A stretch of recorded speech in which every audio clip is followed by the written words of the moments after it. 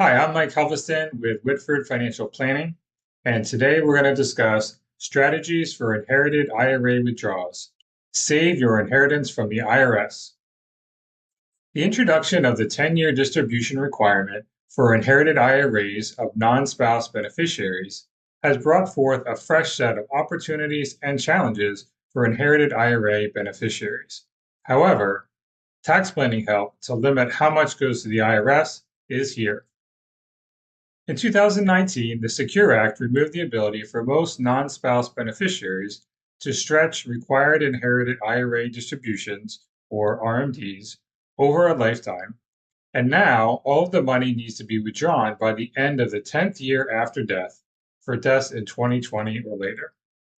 If the original account owner had started RMDs, beginning in 2025, annual RMDs are required for years 1 through 9, and the full IRA account balance has to be withdrawn by the end of the 10th year. So, whether you're inheriting a $100,000 IRA or a $1 million IRA, you have to fit that amount of income from these IRA withdrawals into the next 10 years. Do you see the need for some serious tax planning? Tax planning is the process of projecting out your future income to determine strategies for how to pay the least amount of tax overall.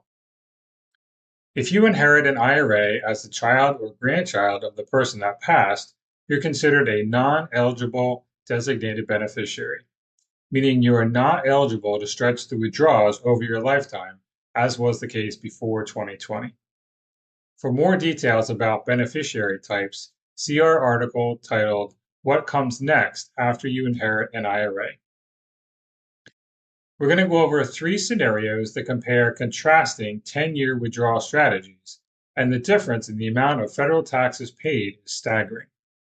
In all the scenarios, the beneficiary has inherited $500,000 in pre-tax IRA assets.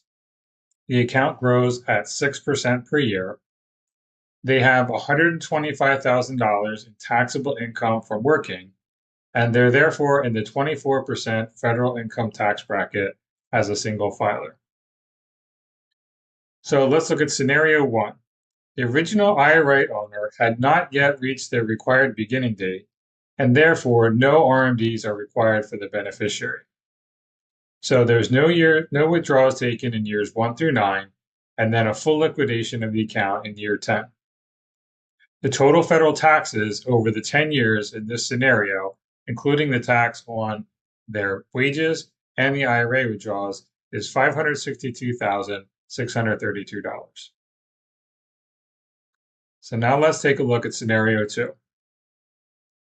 The original IRA owner had reached their required beginning date, and therefore RMDs are required for the beneficiary starting with a year after death. Only RMDs are taken in years 1 through 9, then the full account is liquidated in year 10. As you can see, the required distributions are a small amount, so it still leaves a pretty sizable withdrawal in year 10.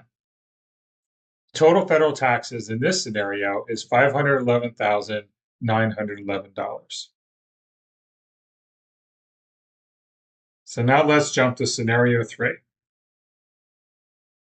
Scenario 3, you take $55,000 out every year to spread out the taxes, but also to stay within the beneficiary's current 24% tax bracket. Then there's a full liquidation of the remaining balance in year 10. This method has a total federal tax bill of $409,894. So, in summary, when in doubt, spread it out. Scenario 3 resulted in $152,738 less tax than Scenario 1. There are pros and cons of taking early, late, or equal withdrawal amounts each year. Income tax planning may reveal a more ideal withdrawal amount for each year, depending upon your other taxable income. You should consider other factors such as when you plan to retire, start a pension, or turn on Social Security, and other factors that are unique to your personal circumstances.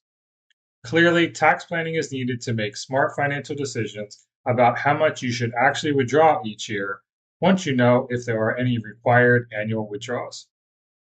At Whitford Financial Planning, we develop customized withdrawal strategies based on your overall financial goals and situation.